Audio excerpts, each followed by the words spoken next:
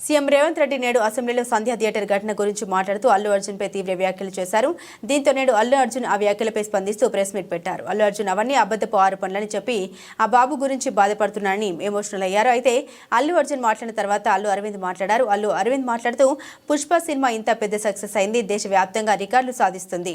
ఒక తండ్రిగా బన్నీ ఇంత సక్సెస్ అయితే నేను సంతోషిస్తున్నాను. కానీ అల్లు అర్జున్ గత కొన్ని రోజులుగా ఈ గార్డెన్లో మూలకు కూర్చొని బాధపడుతున్నాడు. నేను వెళ్లి అడిగాను, చాలా సెలబ్రేషన్స్ ప్లాన్ చేశారు. వెళ్ళు, కనీసం బయటకైనా వెళ్ళు, ఇక్కడ ఇలా ఎందుకుంటావని చెప్పాను. కానీ తాను ఎక్కడికి వెళ్ళనని చెప్పాడు. ఇంత సక్సెస్ అయినా తన అభిమానుల ఫ్యామిలీ ఇలా అవ్వడంతో చాలా బాధపడుతున్నాడు. అల్లు అర్జున్ అలా చూస్తుంటే బాధగా ఉంది. ఇవాళ కొన్ని అబద్ధపు ఆరోపణలు రావడంతో క్లారిటీ ఇవ్వాలని అనుకుంటున్నాం, అందుకే మాట్లాడి క్లారిటీ ఇచ్చారు అని తన ఆవేదన మీడియా ముందు తెలిపారు. మీరు చెప్పే సమాధానంలో ఏదైనా లీగల్ ప్రాబ్లం రావడానికి అన్ని అవకాశాలు ఉన్నాయి. దయచేసి మీరు మాట్లాడాలనుకుంది ఏంటో వారు చెప్పారు, ఆ మాట్లాడాలనుకుంది మాత్రమే మాట్లాడండి అని అన్నారు. ఇది మీ క్వశ్చన్స్ జాడ్జ్ చేయడానికి కాదు, దయచేసి అర్థం చేసుకోండి. It is an insistence from the lawyers not to answer the questions, not to take the questions, ఏమండి అవే part of the system. No, I wanted to tell something. Let me complete.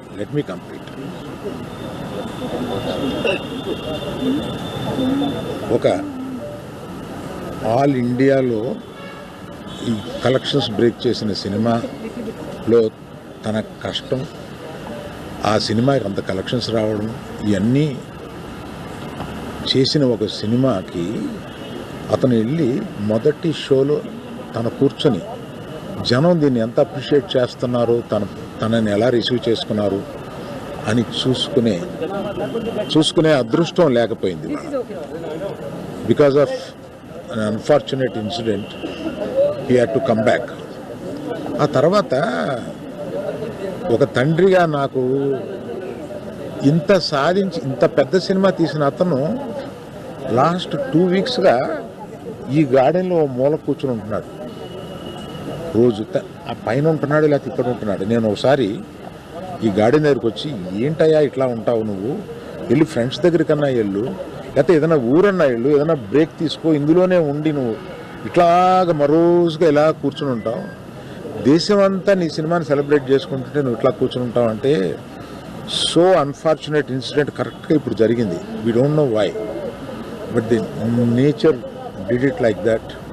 Let me take it, తర్వాత ఎప్పుడైనా వెళ్తాలే అని ఢిల్లీలో celebrate చేస్తామని, బీహార్లో celebrate చేస్తామని, బాంబేకి ఒక ప్లస్ మీట్కి రమ్మని, ఇట్లాగే రకరకాల సెలబ్రేట్ ఇవన్నీ వస్తున్నా కూడా it is not the time. It is ఒక ఫ్యామిలీ తన అభిమానుల ఫ్యామిలీలా అయిపోయినందువల్ల అతను చూస్తుంటే నాకే కడుపు తరుపుకుంటుంది. ఎందుకంటే మీరు కూడా ఒకటి అర్థం చేసుకోండి, 22 సంవత్సరాలు తను కష్టపడి ఈ పేరు సంపాదించుకున్నాడు. ఇది ఒక రోజుతో వచ్చింది కాదు, ఒక సినిమాతో వచ్చింది కాదు, ఒక ప్రెస్ మీట్తో వచ్చింది కాదు, ఒక ఇన్సిడెంట్తో వచ్చింది కాదు. ఇది క్రమక్రమంగా అతను బిల్డప్ చేసుకున్నాడు. ఆ బిల్డప్ చేసుకోవడం కాదు, 3 జనరేషన్స్ నుంచి వస్తుంది. మీరు ఎప్పుడన్నా 3 జనరేషన్స్ని చూశారు?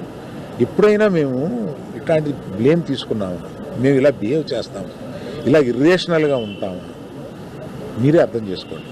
ఎందుకంటే మేము ఎటువంటి మనుషులు అనేది పబ్లిక్ మీకు తెలుసు, మీరు చూస్తున్నారు, మమ్మల్ని అందరినీ చూస్తున్నారు. మేము మీ కళ్ళ నుంచి ఎవరూ తప్పించుకోలేము.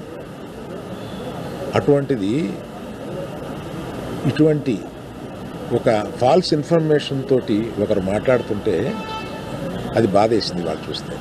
కనుక ఈ క్లారిఫికేషన్ ఇవ్వాలని అతను అన్నప్పుడు తప్పనిసరిగా ఈ క్లారిఫికేషన్లో లీగల్ అబ్జెక్షన్స్ ఏమైనా ఉన్నాయని కనుక్కొని లేవు అని తెలిసిన తర్వాత ఈ క్లారిఫికేషన్ ఇచ్చారు.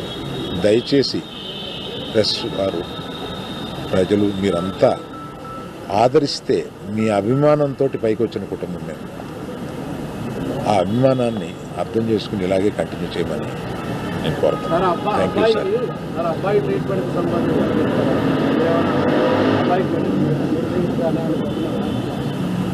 ఖర్చు మీరు భరిస్తున్నారా, గవర్నమెంట్ భరిస్తుందా, ఏం జరుగుతుంది?